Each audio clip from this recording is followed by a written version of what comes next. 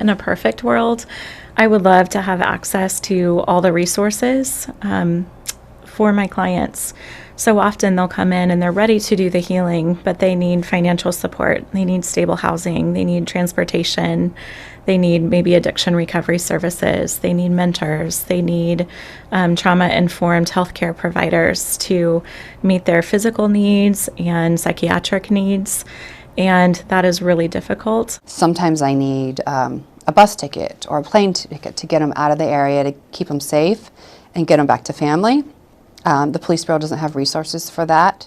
Just all kinds of resources that we just don't have the funds for, that shows that we really do care, that we want you out of the life, and here's what we can do to help you get out. And oftentimes we see there's different agencies doing really good work, but they're not all communicating, and the survivor needs all of it at the same time.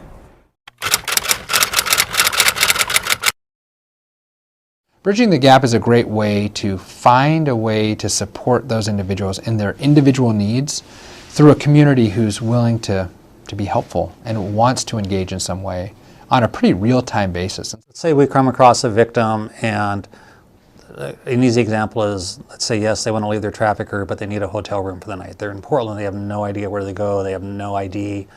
The cell phone they have is something the trafficker's given them, so they're pretty much stuck. I mean, they have nothing and no resources to help. So one of the officer that found that person can go on and touch the app, look for urgent needs, type, I got here with a trafficking victim who's looking for a motel room for the night. Please respond if you can help. That would be sent out immediately to everybody under that umbrella of Bridging the Gap. And if somebody had the resources or the means to get a motel, they'd write back, and the officer would get it, and he'd be able to contact that person and make an arrangement for them to get that. They can send out an email or send out something on the app that says, hey, we need funds for a plane ticket, we need funds for a bus ticket, or whatever. Being able to have that tool for officers and advocates and other people so that they can go outside of what their responsibility is or what maybe their lane is, and to find ways to help victims in a sort of, I guess, holistic way to help them get out of the life is something that we've seen is really helpful to victims and survivors progressing to the next step and being able to then make choices and being able to then move on.